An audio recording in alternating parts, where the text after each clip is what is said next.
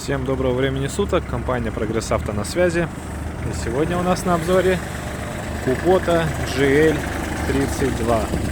Вот такой вот интересный трактор прямиком с аукциона Японии. 32-сильный, кабинник, достаточно мощный и очень функциональный трактор. Давайте осмотрим его со всех сторон, оценим его общее внешнее состояние. По колесам сразу скажу, что есть небольшие микротрещины. На заднем колесе трещины немножко побольше. Давайте посмотрим, что у нас по правому борту. По правому борту тоже на заднем колесе имеются растрескивания. И на переднем колесе растрескивания немножко поменьше. Мне уже не терпится на самом деле залезть в кабину, но пока что поговорим о фрезе. Фреза на 1,70 м, достаточно широкая, чтобы спахивать какие-то крупные участки, поля. Вот состояние ножей прямо перед вами. В принципе, износ, конечно же, имеется, так как трактор бывший в употреблении, хоть и в Японии, не работал в России, но тем не менее работал. Трактор не с завода, мы все это прекрасно понимаем. Фреза у нас, кстати, на быстросъеме.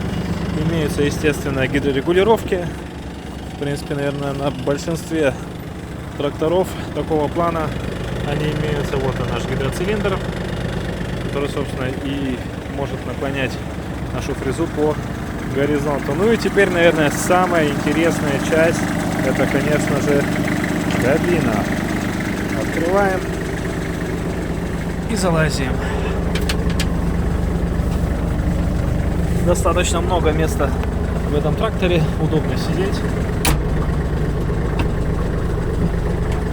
Так, и посмотрим, что у нас в самом тракторе. Наработка 848 моточасов.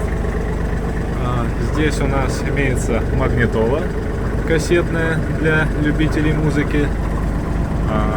Управление фарами, омыватель стекла. И я так понимаю, это у нас печка. Только где воздух? Ага, вот воздуховоды. Включаем. Дует очень хорошо. Даже теплым воздухом. Что, в принципе, для дизеля не то чтобы на удивление, но тем не менее. Сегодня у нас достаточно холодно. Вот, дизельная техника особым теплом не отличается, будь то автомобиль или трактор, но тем не менее печка прям дует теплом. Как я уже сказал, наработка у нас 848 часов, и давайте посмотрим, в принципе, на то, как трактор устроен изнутри, какие у него есть функции, рычажки и так далее. Раздатка,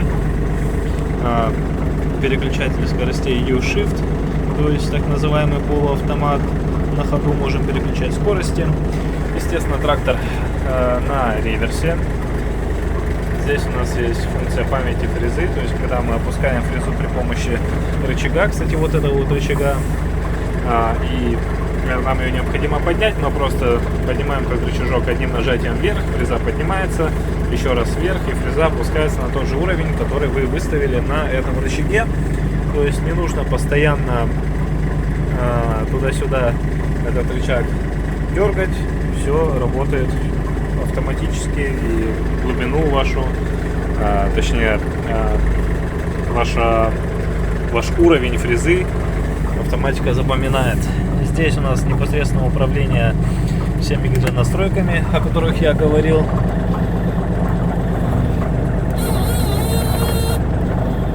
Гидравлика работает исправно. Очень комфортный и удобный трактор. Давайте немножко прокатимся вперед.